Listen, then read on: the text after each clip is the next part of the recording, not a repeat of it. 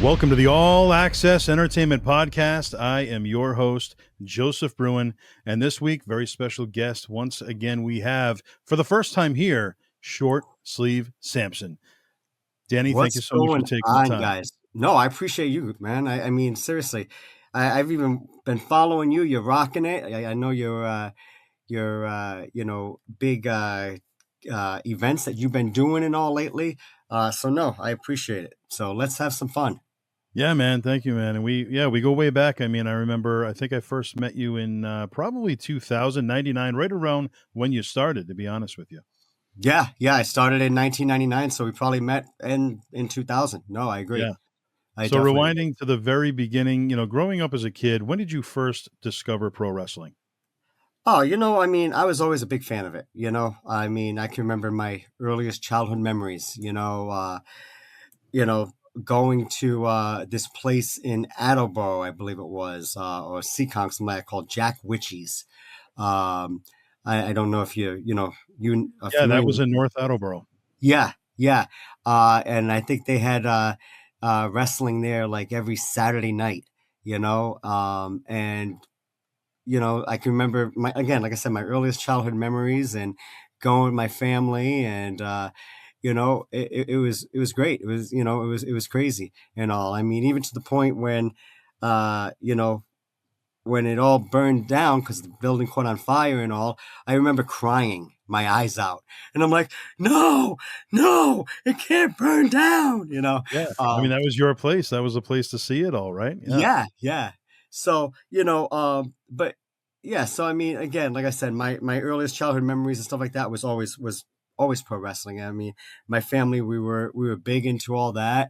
I remember my grandmother got cable. So this way she could get the pay-per-views that were just starting off and starting out and everything with WWF and all.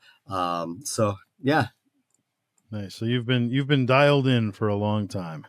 Yeah, that's an understatement, but yeah. And who were some of your favorites growing up as a kid, or even as you got a little older? Oh, I mean, obviously my all-time favorite would probably be Ricky the Dragon Steamboat.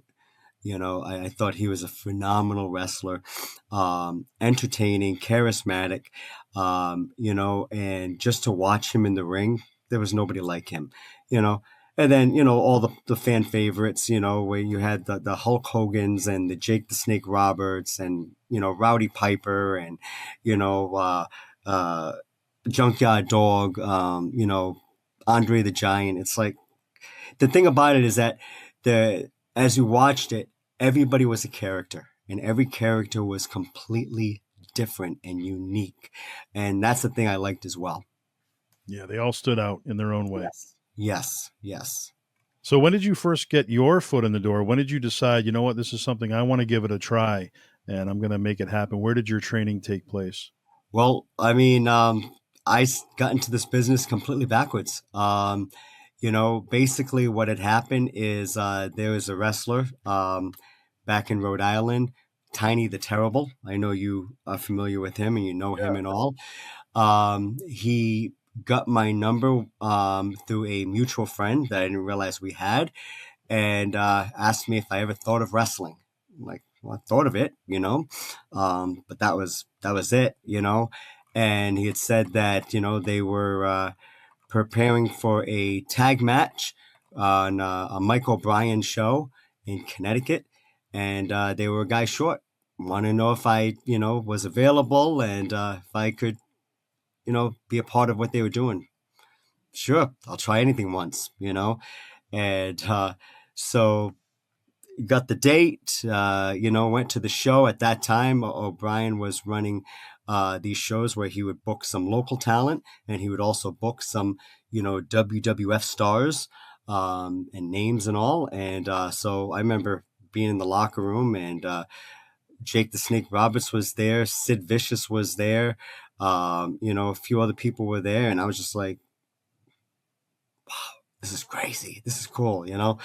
Um, did the match, and the match was obviously actually horrible as far as what I did because, not knowing what the hell I was doing.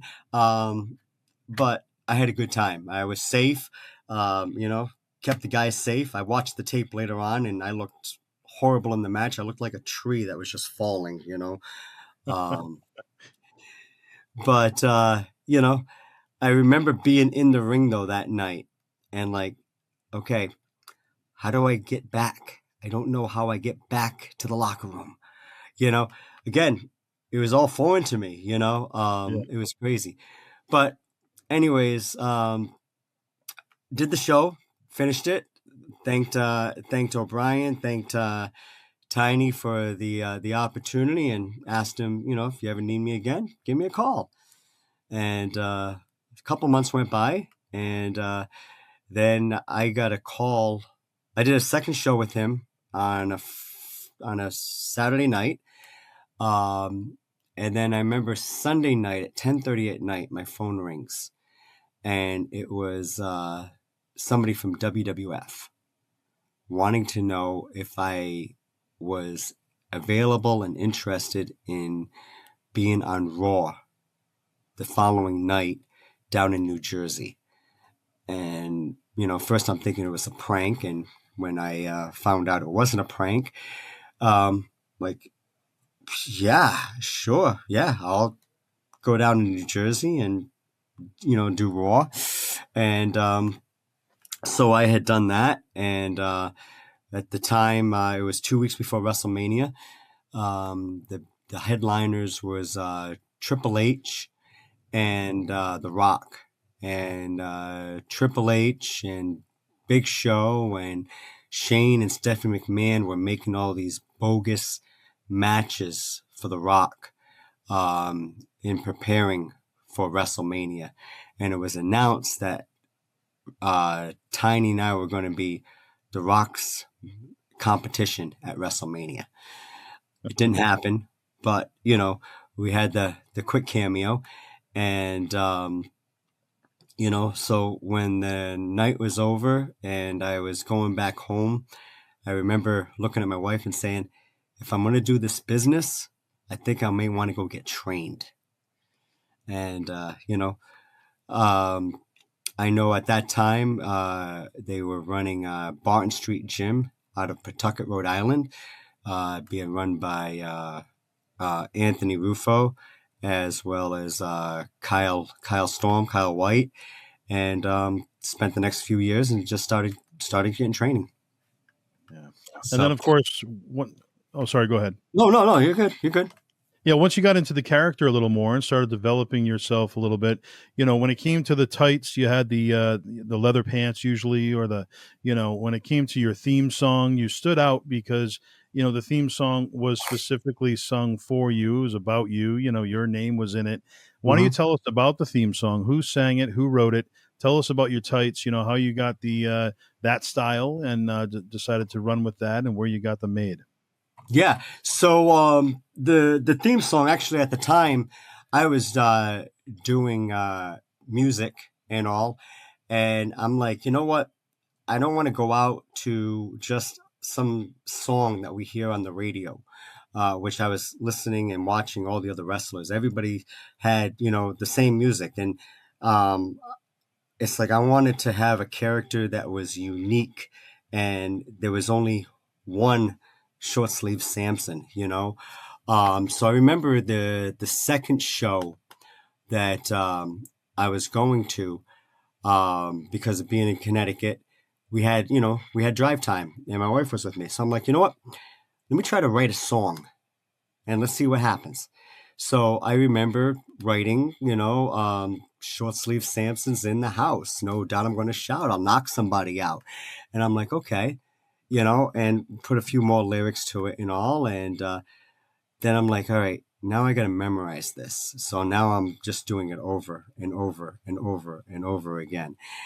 And I remember getting called out to the ring, and Curdy was the ring announcer.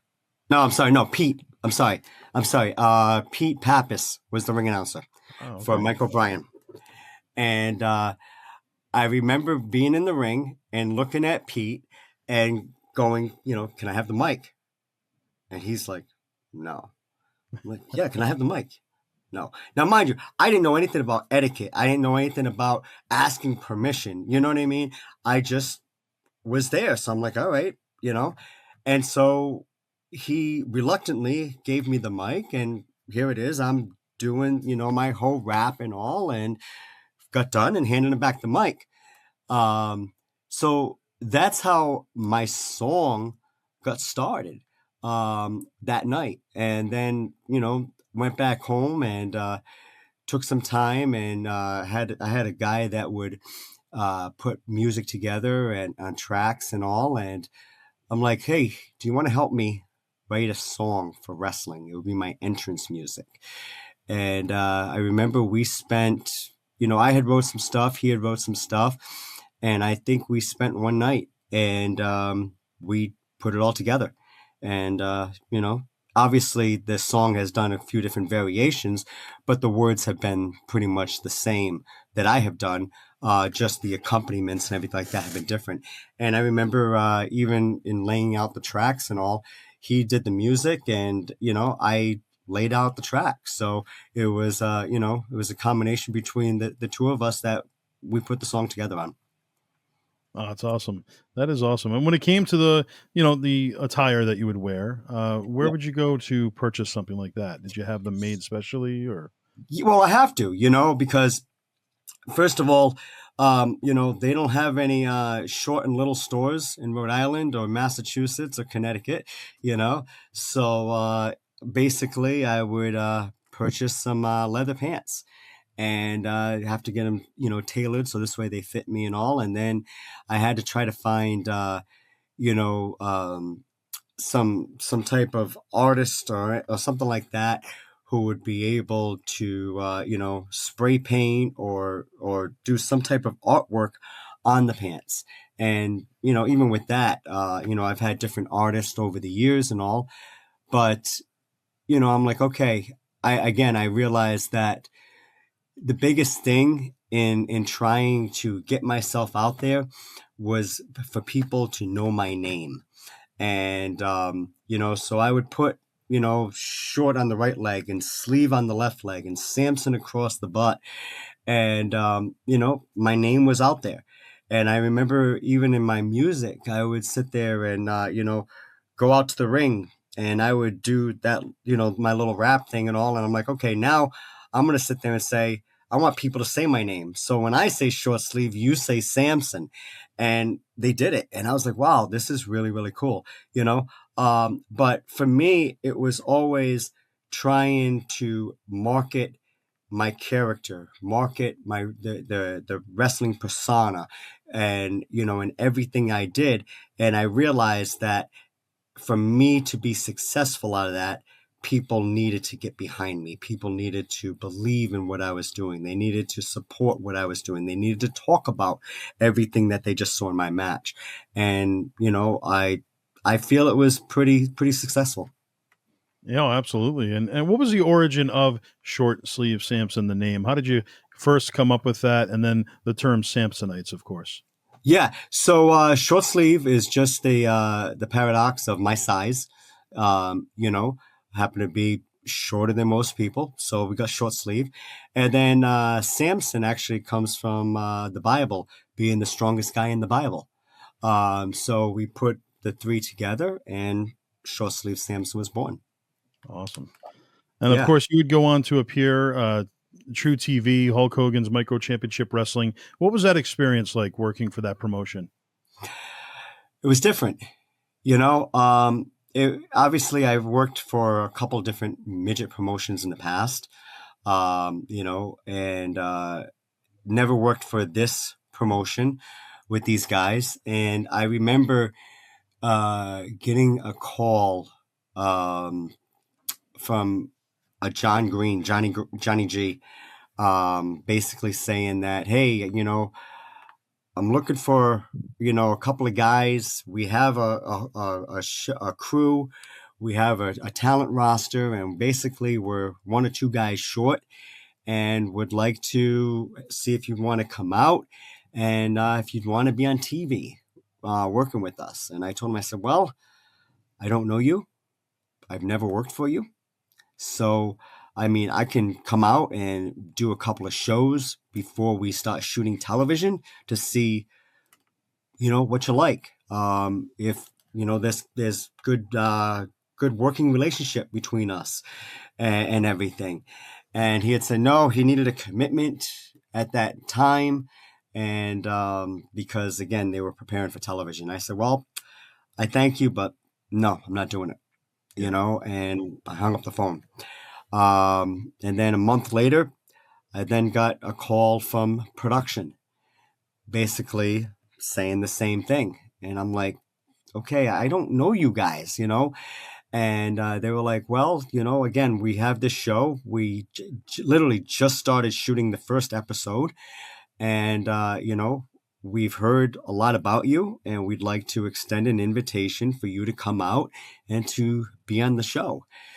And I'm like, okay, I got to think about it. And so they said, well, we're going to send you our contract, read over it.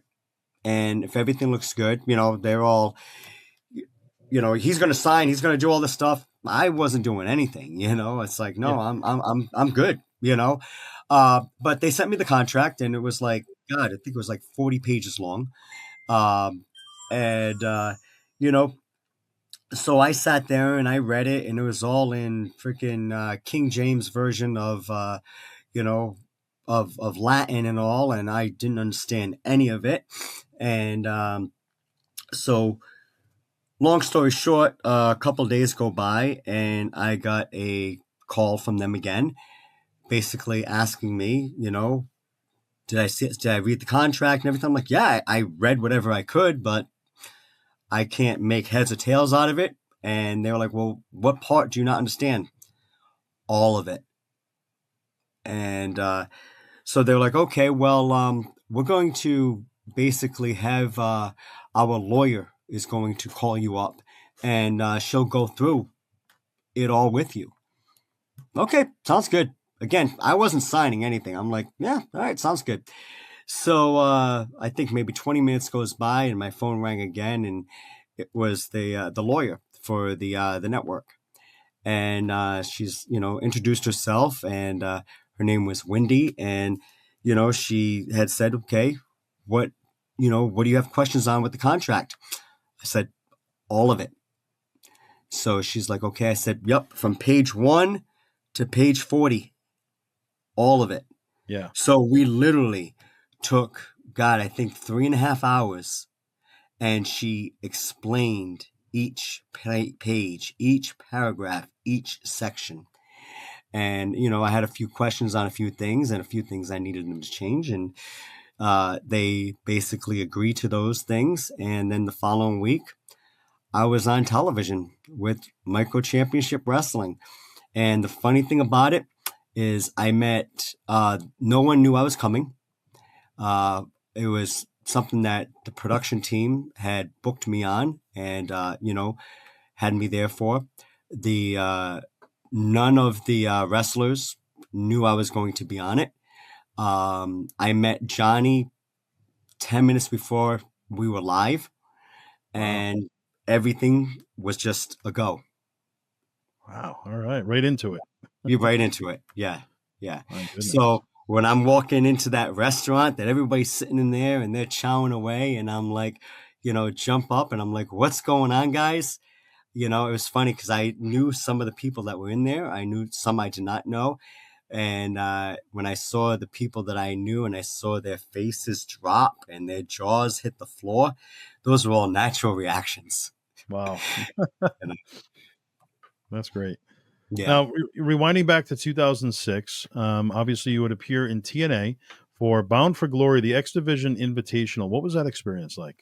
That was crazy because, here it is. I was booked for a pay-per-view, which that was actually my first pay-per-view that I was on. And I'm booked with all big guys. I was the only midget wrestler in the entire match and the entire pay-per-view. So I was actually pretty excited. I was actually pretty honored. And I mean, I think I was given 2 minutes or so in the match. Um, and we had a great time. Everybody there was phenomenal.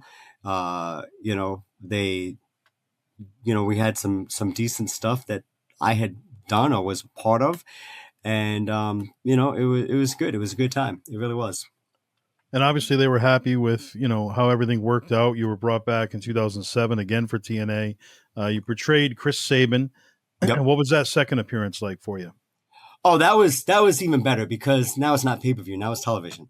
And that's when they would be shooting down in Universal Studios down in Florida, and we were down there for a few days, doing a few different TV things and all. And um, I know I had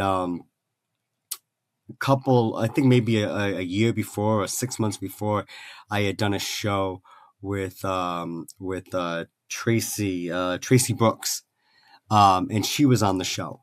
So I had went over to her and reintroduced myself, which I didn't need, which I appreciate, and you know I was automatically right in, which was great. And met all the guys, met all the women and all, and I found out what they were having me do and the role that I was going to be playing. And I know we had done a role where you know Devon Dudley was Santa Claus, and you know uh, so we were doing this whole Christmas scene and everything, and it was just easy. It was fun. But I remember in that host segment, as we were building it, was I was going to be heckled from Devon, and not like how I was getting heckled by him. And I remember him sitting there saying, okay, after I don't know, the third, the fourth time, whatever it was, basically just hit me. And I'm like, so I threw a work punch or whatever. And he's like, no, hit me. And I'm like, I'm not going to hit you. He's like, no, you have to hit me. And I'm like, bro, let me just do it my way, please. And he's like, no, we want this thing to be good. We want it to be believable.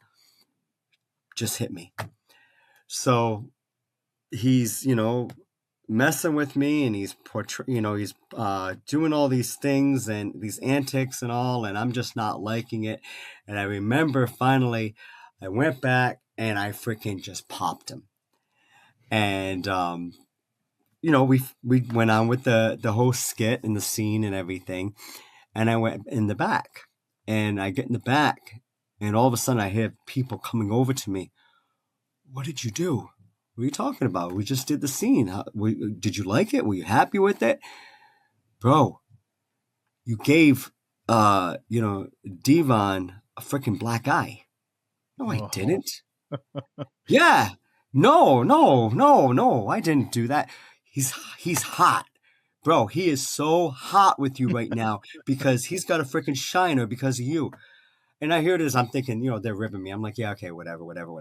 And then I have somebody else coming over telling me the same thing. Somebody else I'm like, what the hell is going on here, And so finally, I don't know, maybe a half hour or so go by, and then I see Devon, and he walks over to me, and he's freaking got a shiner below his eye. And I'm like, gulp. I am so sorry. I am so sorry. He's like, no, you did exactly what I told you to do. So thank you. Wow, man. Hey, yeah, he asked for it, right? He did. Literally. Wow. So overall, your TNA experience, you would say, is very positive. It was very, very positive. Yeah. It was definitely, again, all the things that I've had the opportunity to be able to do, the companies I've worked for, the superstars that I've been able to portray. I mean, if it was in TNA, if it was in WWF, WWE, I know I did something in Ring of Honor. it was always a great experience because at the end of the day, the way I take this business is that we are here for the night. And I was going to, give everything I had. And if it's just a one night thing, great. I'm still going to go out and give everything I have. If it lasts longer, great. I'm still going to give everything I have. Yeah. And at the same time, I always had this mentality where if something were to go wrong, tomorrow's a new day. Right. So, Good way to look at it. yeah. And that's the nice thing about this business is that, it changes all the time. It's always, a different story. It's always a different crowd. It's always a different, fans, it's different every single night, every single time, every single day. So, you have a tough night one night, well, tomorrow's a new day. And you mentioned portraying, certain superstars over the years. Your second appearance in TNA was 2007. Rewinding back 4 years prior to that, you would appear in the WWE. 2003, mini Kurt Angle. What are your memories from that evening? Such an iconic role. Yeah, that was. I mean, it was great. I remember. Okay, I'm gonna put it all out there. I remember I got the opportunity through Dr. Tom Pritchard, which love the man. Guy is phenomenal, and most of my WWF WWE experience I actually owe to him, which I appreciate. But I remember flying to, I think that was in Ohio or something like that, and getting off the plane and going to baggage claim, and my luggage wasn't there. And I'm like, oh no. Would file the claim and say, listen, I need my stuff. I'm doing WWE tonight. Can you please have my bag delivered to the arena, et cetera, et cetera. Now, the flip side of it is that actually I had 102 temperature and I was sicker than a dog. Wow. So not only, did I want to have it all to be able to, be as professional as possible, but I needed my medicine, because of the fact that I was sick. So, but experience-wise, it was great because working with Kurt Angle, he's such a perfectionist, and obviously, being there and having the opportunity to work with him on a one-on-one basis, and other people I know, Cena was involved in that and everything. You get to know how people are behind the curtain. You get to know their mannerisms. You get to know, how they work in front of the fans and how they motivate themselves and all those things like that. So we would sit there and he would go over everything with me. He'd be like, okay, when, the music hits, you're going to walk out and, you're going to have your arms by your side and all. And he goes, and then you're going to, go down at a certain point, bow down at a certain part, and then pop up with your arms up in the air. He's like, we'll have pyro for you and everything like that. Okay. And he would say it again. Okay. Well, can you do it? So I'd do it. He'd be like, okay. So then we'd walk down to the ring and come up the stairs and go into the ring. Okay. Can you do it? So I would do it. Okay. And he literally broke everything down. But for me, I'm just somebody who absorbs whatever I'm being told, any instruction I'm being given.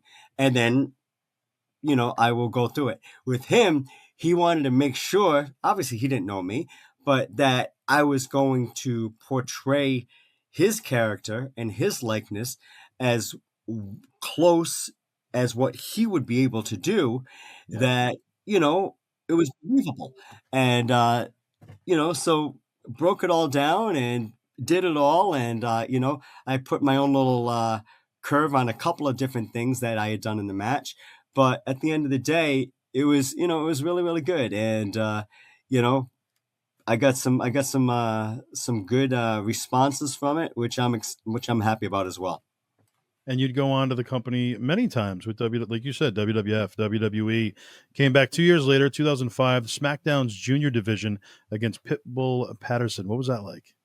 That was great. Here it is. The WWE was starting. The juniors division was actually supposed to be a midget wrestling division. Basically they had the guys, they had, were working with the girls for a few years prior. And now they wanted, the midgets, and they did the word juniors was to give it a politically correct name. But, okay, great. Um, and, working with Pitbull was, he's a professional, he's a pro. Obviously I knew him, from outside and all. Uh, but the thing about it is that when we were there, we had Johnny Ace had come, John Laurinaitis there had come up to us and all. He said, "Listen," he goes, "this is something that we're now starting, and you guys are the first match. You guys are the beginning of this whole division. But besides the match and everything like that, we're going to start storylining you guys. We're going to have, I think it was like 6 guys from the U.S., 6 guys from Mexico, and 6 guys from Japan. That's all going to, culminate to make this juniors division up. And you guys are going to have a title belt, and um, be a part of pay-per-views. Great, sounds awesome.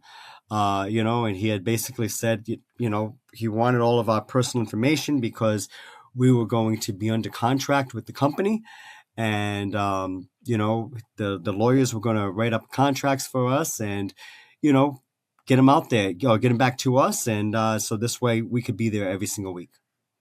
And were there any other midget wrestlers that influenced you that you looked up to before your time, from the WWF days or any of the territories? Um, you know, Obviously, Little Beaver, Skylo Low, Haiti Kid. The ones that I would see on television. Maybe once a year type of deal. Yeah. Other than that, the midget wrestling wasn't very big at that time.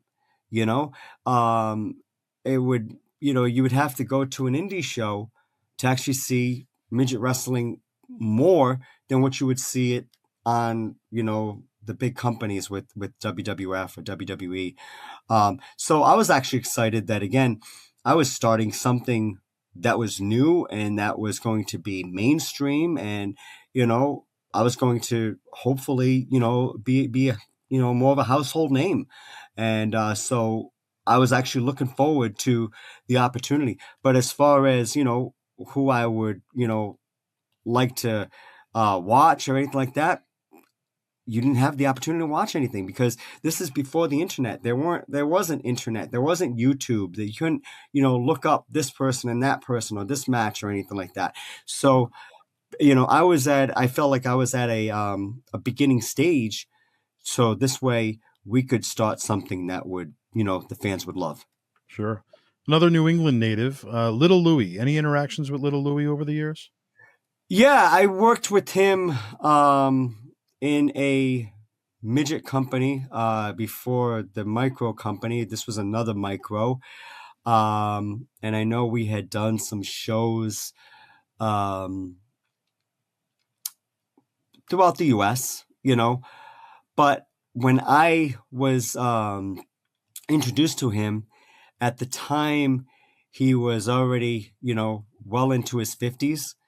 And, he was more of a gimmick. He would do gimmick matches and gimmick things and all.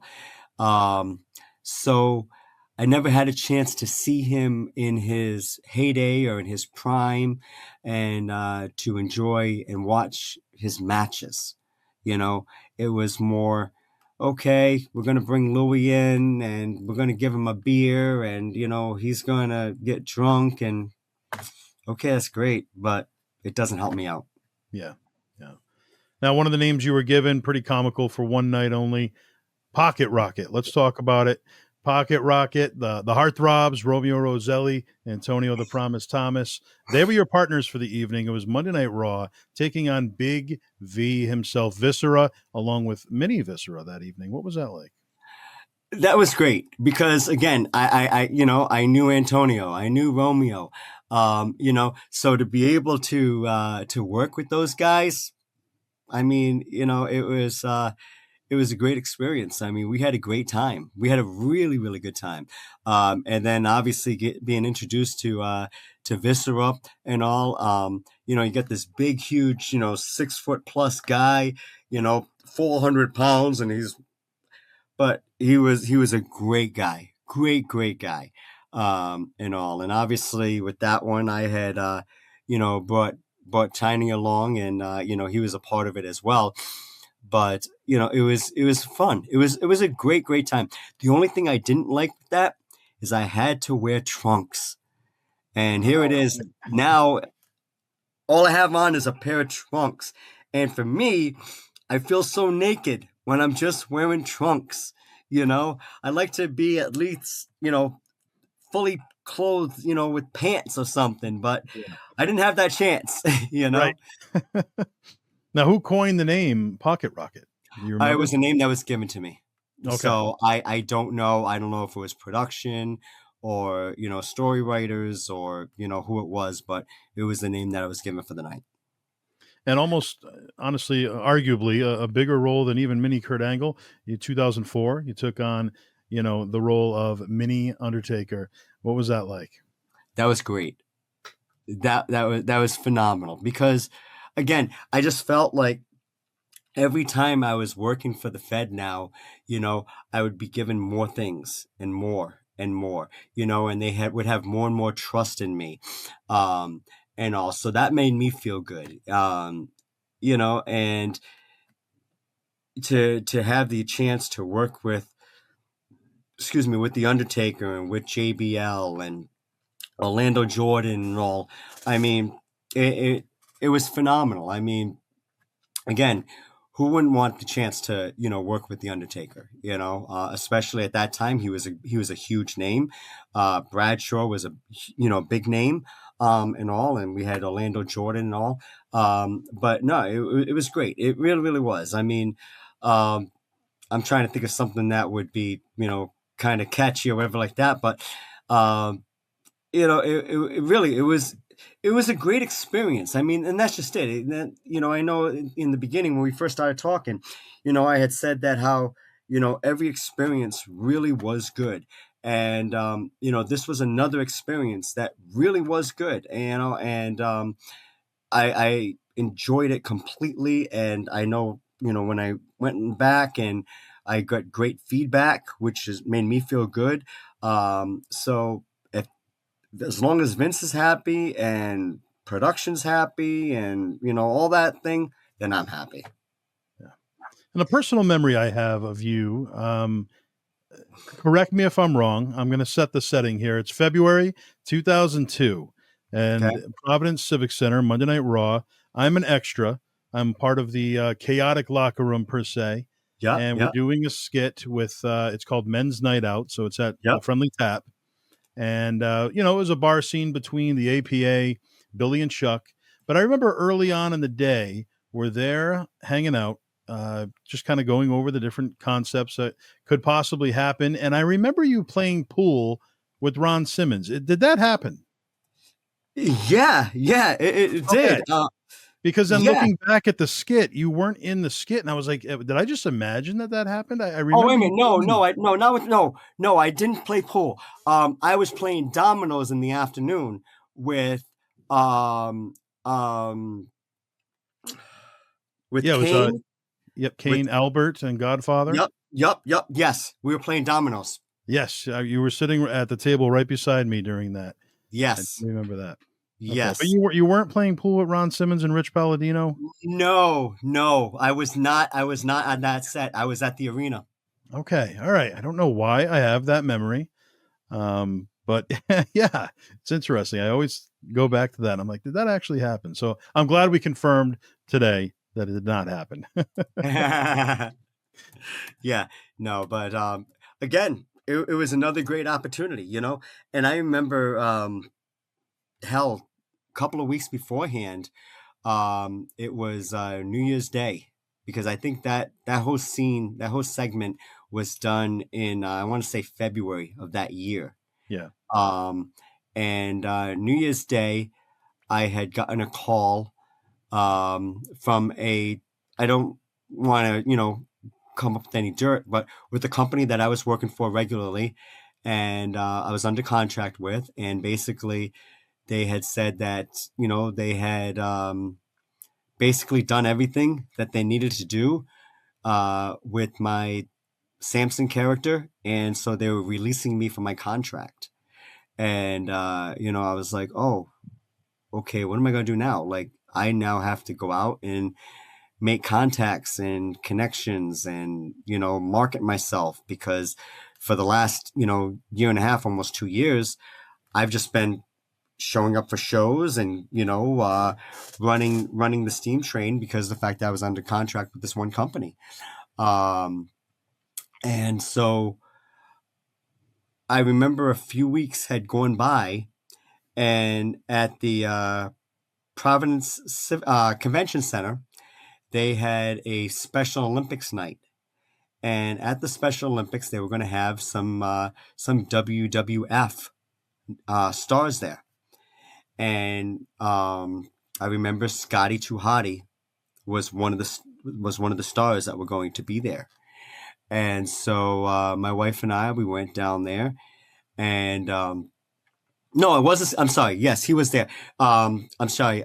Spike Dudley was going to be there, and I had worked with Spike regularly in this other company that had just been released from. And so, you know, we were in line, and we see Spike, and I waited in line like everybody else. And I remember I was maybe 6 or 7 people left before I was going to get up to him, and they pulled Spike from the table, and I'm like, oh crap! And then they put up Scotty Too Hottie and Albert, and I'm like, okay, didn't come here to see these guys. I came here just to see Spike. So my wife had said, well, just go say hi to him, and you know get his autograph. And I'm like, okay, fine. So I went up there to get his autograph, to get Scotty's and Albert's autograph and all. And I remember talking with them, and I'm just seeing Scotty just looking at me and looking at me and looking at me. And I'm like, do you remember me from, a couple years ago? And told him who I was. And he goes, you do my worm, don't you? I said, yeah, I do. He goes, let me have your number. Okay, so, I'd given him my number and all, and, took a couple of photos, and, was done with that, went over, and then saw Spike and all, and went home that night. A couple of weeks goes by, and my phone rings, and it's Scotty Too Hottie. And he had said that he had talked with, Vince, and he had talked with the story writers, and if I was interested, he has 3 shows for me in WWF if I want to come on out and do them. Sure, love to. So, we had done New Hampshire on Saturday.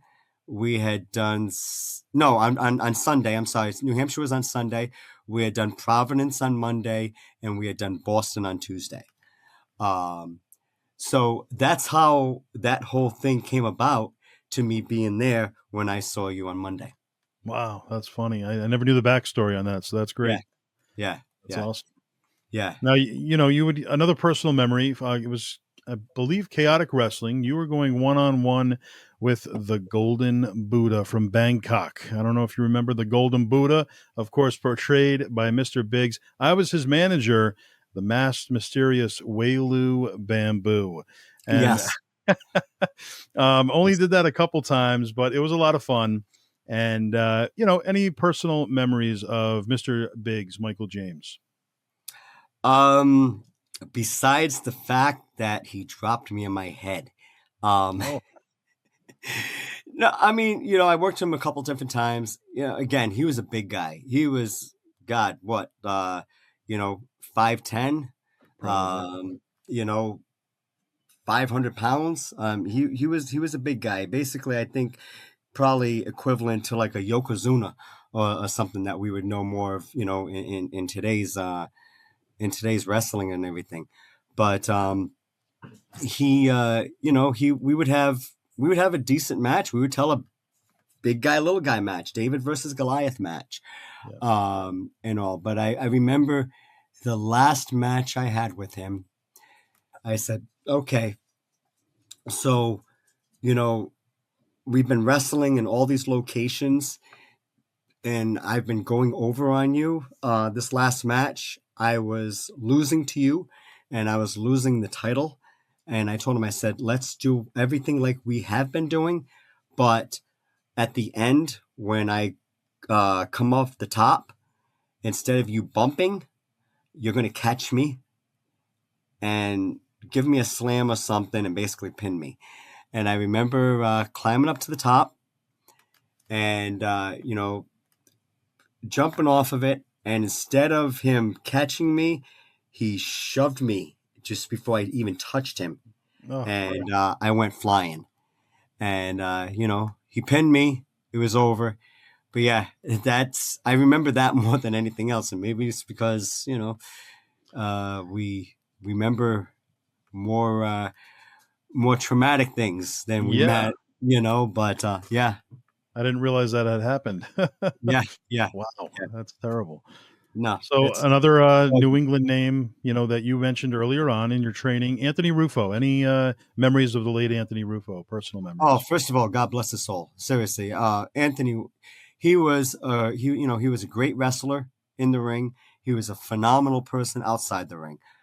He's somebody I had a chance to really get to know on a personal level, and he was a great, great guy. He really, really was. Um, just whatever he did, he put his heart and soul into it. Whether it was, wrestling on Friday night and, then wrestling another location on Saturday night, or, whether it was, his regular shoot job where, he was a mechanic and everything like that. But he put his heart and soul into everything he did. So, no, I have nothing but positive things to say about him, and definitely miss him today. Yeah. Now you've won many championships over the years. You've won the championship, you've won the light heavyweight championship, the midget championship, depending on where you were. All different promotions: Wisconsin Organized Wrestling, Micro Wrestling Federation, Micro Championship Wrestling, Chaotic Wrestling. You had belts all over the place. If you could pick just one moment that stands out in your entire career thus far as a favorite moment, doesn't have to be championship related, but anything that stands out as your number one if you had to pick one? That's a real loaded question, Joe, because of the fact that I've had so many great moments, and each have been unique to the situation, the circumstance, the opportunity for that time.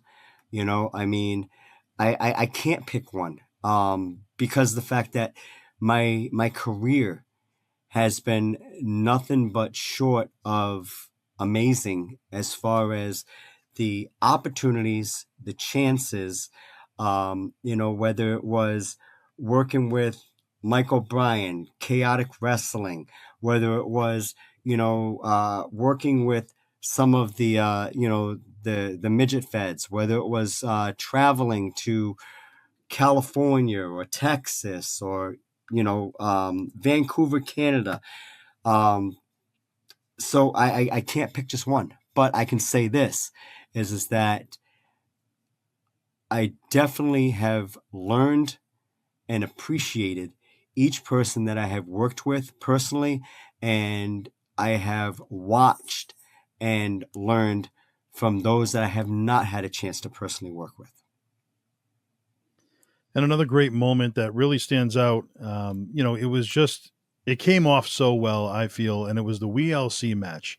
And this was, the WWE 2014 Extreme Rules. You and Robbie the Giant together on the commentary team. Of course, Jerry Smaller, great name right there. Absolutely love it.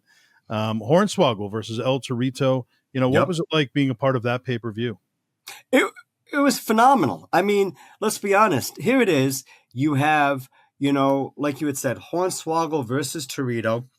Um, and it was part of the free for all, the pre-show, the match where was free. So this way, to try to get those who were didn't know if they were going to buy the pay-per-view or not, to get them to buy it and all. And it really was, again, another great opportunity, because every time that I have done things with, WWE, WWF, TNA, everything like that, it was always in the ring. It was always, in a wrestling related type manner. And this was the first time that, I was booked and Robbie was booked, and, Shovelhead was booked, and a few other guys, to just sit there and to commentate it. And I've never done commentating before. And I remember in the afternoon, as we were, getting our roles and going over things, I remember saying to the King and to Michael Cole and all, is there anything I cannot say? And they said, no. I said, is there anything that I should say? And they had given us a few things to plug. They said, but if we don't like what you're saying, if we don't like what you're doing, then we will shut off your mic and we'll take over. My mic never got shut off. Awesome. Well, that's a good sign. Yeah. But, again, and the match, it really was a great match. I mean, that's something that could have been, let's be honest, in a main event, or some type of a high status within the show itself. So those two guys did a great job. The tag teams that were went to the ring with them did a phenomenal job. The entire match was really, really good from top to bottom, and I'm just excited that I was a part of it. And what advice do you have for somebody that's looking to get into the wrestling business, maybe even, become a midget wrestler, and you have, shown that it doesn't matter what size you are, you can be super successful. You yourself have had an amazing career thus far. So what advice do you have for those individuals? And this is a great question, because like I said, way in the beginning of, even you and I sitting down talking and everything like that, I got in this completely backwards. I was actually very, very lucky, very, very fortunate for the opportunities I've had, especially in how I got into this. But my circumstance is completely different than anyone else's circumstance. So I would tell anybody, first of all, to find a good wrestling school and get trained. It is so important to be trained, because of the fact that we need to learn, the footwork in the ring. We need to learn how to, run the ropes. We need to learn how to take back bumps and front bumps and everything like that, because of the fact that those fundamentals are key to every single thing that is done in a match, And then after that, it would be, to get a character. And short sleeve Sampson was something that didn't develop overnight. It took years to develop the character. The first time I went into the ring, I literally had jean shorts, a black tank top, these long ass white knee pads and a Kango hat to today wearing leather pants, all, graffitied up and everything. Um, my one of my wrestling shirts, and so it's like you have to have a character, or some type of identity. And don't pick a character that you see on TV. Don't pick a character that you see everybody else is doing. Because here's the deal. If you have hopes and ambitions that maybe WWE or maybe AEW or TNA or Ring of Honor or somebody will pick you up, why would they pick up a character that they already have 1,000 of? They're not going to do it. They want to pick up things that are unique and that they don't have or they haven't had in a very, very long time, And then after that would be marketing yourself, Go on the internet and literally send out, a couple of matches to different promotions all throughout the US, Canada, Japan, Australia, whatever it is, and try to strike up some conversations. Go to local shows and, sit there, be the first one there and be the last one out. And, meet the promoter and try to see if they have room where maybe you can get on the show and everything like that. Because that's what I did and it worked. And, I would say that to people so that this way, maybe they can be able to have a spot as well. Right. And you talk about character, not too long ago, relatively new promotion here in the New England scene, Wrestling with Character. You were a part of that. Yeah. What was it like to work there? Oh, it was fun. Let me tell you what, Curdy, and everything is doing with that. It was just a fun time. It was a fun promotion. It was take Wrestling 101 and simplify it 1,000 times more, and then try to have a show with it. It really was. It was a great time, and I support everything that he and that promotion is doing today.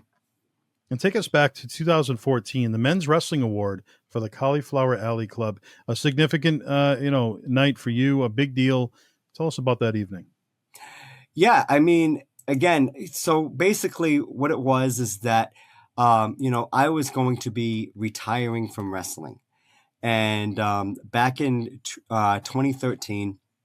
I had announced that, let's be honest, I had done pretty much everything that I wanted to do within my career. I had developed a character. Perfect. I had traveled, all throughout the US. I had been all throughout Canada. I'd been to Puerto Rico multiple times. I'd worked for WWF, WWE, TNA, and so I'm like, all right, maybe now would be a good time for me to step down from wrestling, and because I wanted to get into more film and acting and things like that. So for me to do that, I also believed in trying to leave the right way. So I had announced I was going to be doing a 40 city tour and everything like that. And so in my announcing that, basically Cauliflower Alley Club had heard about that. And I had been nominated as well as won the Men's Wrestler of the Year award. So, it was another great honor because let's be honest, that's all wrestling related. Everyone there is all people from the business. And, it doesn't get any better than that. I mean, you have people, workers from, again, all the named feds. You have, indie wrestlers from all throughout the country. And again, even in Canada and Mexico and everything like that. So it was a great opportunity because the fact that with me, getting men's wrestler of the year, here it is. I wasn't just a wrestler, but I was a midget wrestler, and which is pretty uncommon for somebody like me to have that award. Same thing with even being awarded by you and everything that you were doing. I think it was 2 years later. Again, it was just another opportunity, another pinnacle that I was able to enjoy the accomplishments I had accomplished, the things I had been able to do, and move to the next step. And just so they're said out loud for the fans, 2013 High Impact Wrestling Hall of Fame out of Canada. You were an inductee there. And like you just mentioned, the New England Pro Wrestling Hall of Fame 2015 class, an inductee there as well. So some great accomplishments, well deserved, throughout your career. Some of the other midget wrestlers in the New England scene specifically, any personal memories? You had Tiny the Terrible, you had Half Nelson, you had Robbie the Giant, you had the Little Killer. Any memories of any of them?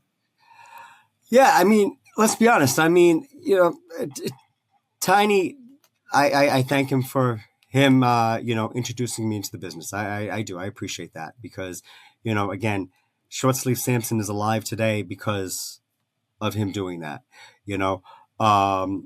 As far as memories and everything like that, it's Rob the Giant. Let's be honest. Here it is. What was it? 17 years ago or something like that. I got a call from Brutal Bob Evans, basically, saying, "Hey, we have a guy down here at our school that you may want to look at and everything, and maybe if you like him, maybe you can help him out and put him on some shows and get him some exposure and get him to work with you and everything like that." And I went down there and I saw him and I saw what he was doing. I saw what he could do, and started using him whenever the opportunity was there and presented itself. And we have literally fought and wrestled all throughout the U.S., all throughout Canada. We've been to Puerto Rico. We've been to WWE together. He's a great worker. He's a phenomenal athlete, and I definitely appreciate all the memories that I've had and that I've been able to build with him, because the fact that every time we wrestle, every match is different. And let's be honest, he and I right now, you get two seasoned veterans that can get in the ring. We can, tear it up, and it will be a different experience for the fans each and every time. And, then we go home happy. But he's a great worker, great athlete, great person. And I definitely appreciate and love and respect him a lot. And obviously, early on in your career, ECWA, the Super 8 tournament, was a huge part of pro wrestling on the indie scene and in Delaware. Obviously, the ECWA would do some shows in Connecticut, New London, Connecticut, in the year 2000. You were a part of one of those. I remember you had a very memorable, for me, a backstage segment with Tiny the Terrible. It was a great promo, and I still look for it to this day. I have it on a tape somewhere. I've never released it. I can't find it. So someday, but Want to see that. It's a good one. I remember it was very entertaining. You guys did an awesome job with it. Ty Street got involved in the segment, I believe, if I remember correctly. It was a good one. But, ECWA, Jim Kettner, any personal memories of, being there? Honestly, I don't remember. I'm sorry. Some time ago, for sure. Yeah. Right. I think you and I are both aging ourselves there. Right. Exactly. And we talked about Anthony Rufo. How about Gino Martino? Any memories of Gino? Oh, again, another phenomenal guy. Again, he would commit himself each and every time. For the fans, he literally would put his body on the line, especially with some of his, strongman stuff that he would do, stuntman stuff, whether it was, in a match or whether it was having a cinder block being broken over his head, you know, he, again, okay, wrestling is equivalent to a circus. You know, you got the, you got the lion tamer, you got the clowns, you got the strong man, you got the bearded woman, you have, all those things, and they all make up a circus. Well, in wrestling is the same thing. You got your big guys, you got your women, you got your midgets, Anthony Ruffo, at, obviously he lost a lot of weight towards the end there, but he was a big guy of 400 plus pounds. Gino Martino, he was the strong man. I mean, he would sit there and do some insane things. I mean, lay on a bed of nails. Like I said earlier, have a cinder block broken over his head. I mean, so many different things. But no, again, he was a great guy. Learned a lot, in all honesty. Again, just watching the matches and just seeing, how it's like they didn't just go out there and perform for themselves, but they worked with whoever they were working with that night, and they put on a show. And that's what I would literally watch, how each person would put together a match and then, display it in front of the fans. Sure. And you've wrestled, as we've already spoken about, television, pay-per-view. You've appeared on both. You've worked with some of the biggest names in the industry at that time, and on the independent scene, you've worked with some great names, some big names: Jimmy Superfly Snuka, the Ugandan Giant Kamala, the Giant Silva, Bushwhacker Luke.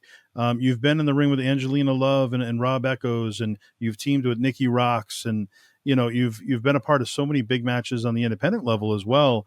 What was it like when you have a night, you'll go backstage, you look on the lineup sheet and you're like, all right, Kamala's in there with me tonight. Or, what's that like working with the stars like that? It's crazy, bro. It's crazy because, again, I am just somebody who's just enjoying life, enjoying what I do, enjoying my job, and to be able to be, be paired up or be opposing, a lot of these names. It's like, again, Snooker and Kamala and, names like that. I used to watch you when I was a kid. I would literally emulate Snooker, and jump off of things and, do his whole thing like that. Yeah, I mean, it's crazy. And then to be able to have him as a tag partner, it's like, come on, it's you can't ask for anything more. And then obviously, Angelina, Velvet Sky, let's put it that way, Velvet Sky. I mean, we would work together in on the indies in Connecticut for O'Brien and stuff like that, and we'd call ourselves the team of Sweet and Low. It's like to have all these memories and to do all these things where some were on TV and some weren't. But again, it just made a great experience, a great, you'd have a phenomenal time. You really, really would. And a couple quick questions that, I ask every guest that I have on. There's different ways of looking at it. Mount Rushmore could be personal favorites, could be, who's made the most money. Mount Rushmore of pro wrestling. What's your Mount Rushmore? Oh, wow.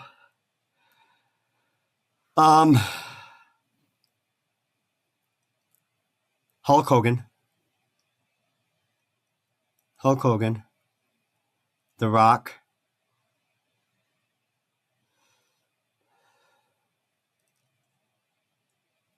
Sting,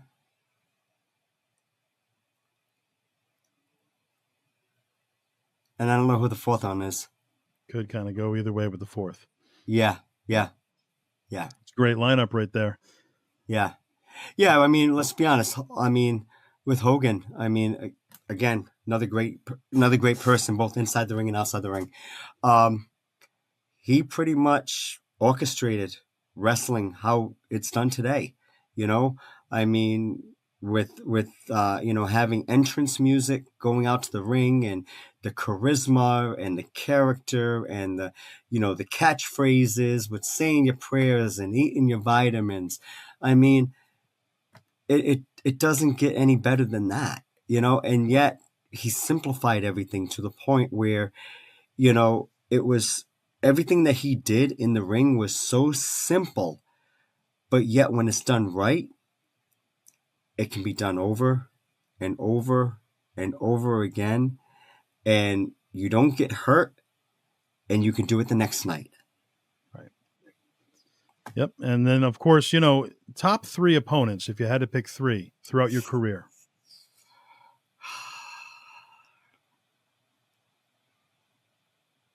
Rob the Giant.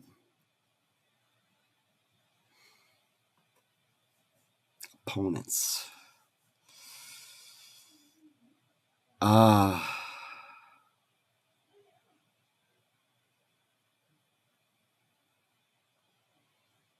So these are people I physically wrestled? Yeah. Yeah. In-ring opponents, I guess. Yeah. God. Or I guess however way you want to look at it, even if it One was Night Stand.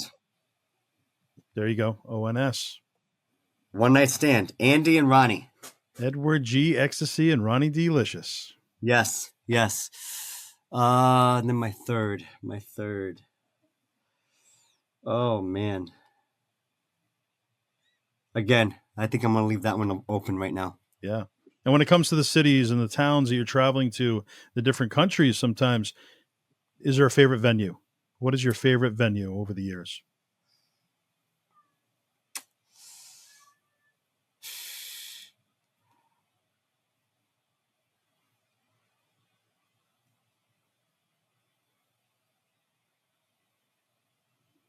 I don't know if I can answer that question.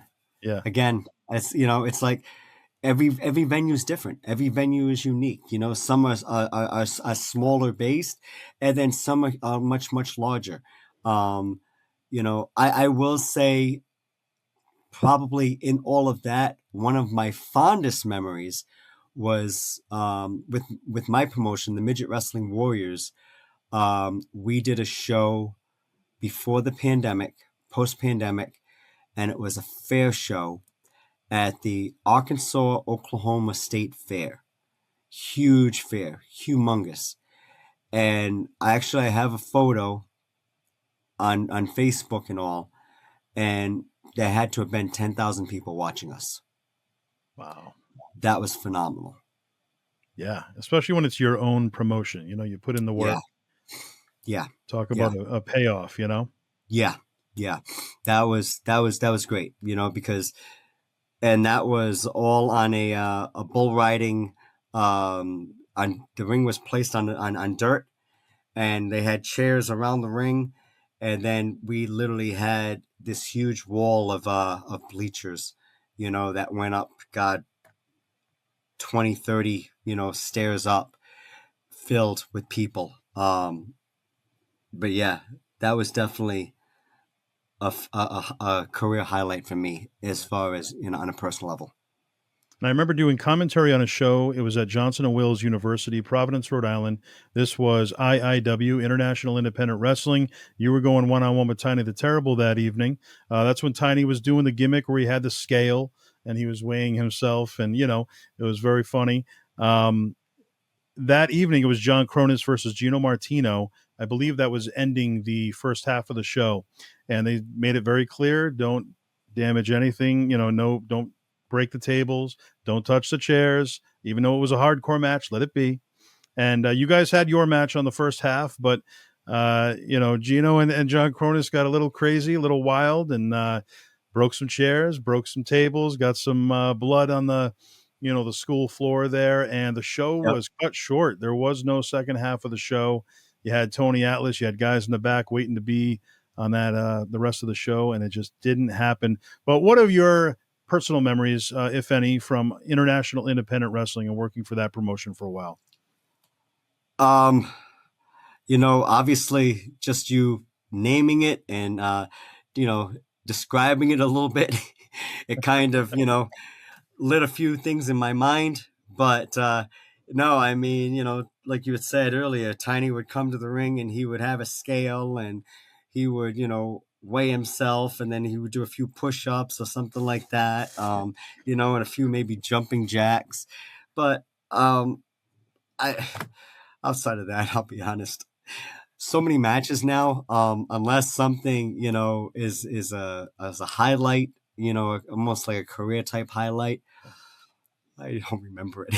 Well, it's funny you look at that now, and that was almost 26 years ago. It's crazy how time flies. It truly Yeah, does. yeah. It is. It definitely is.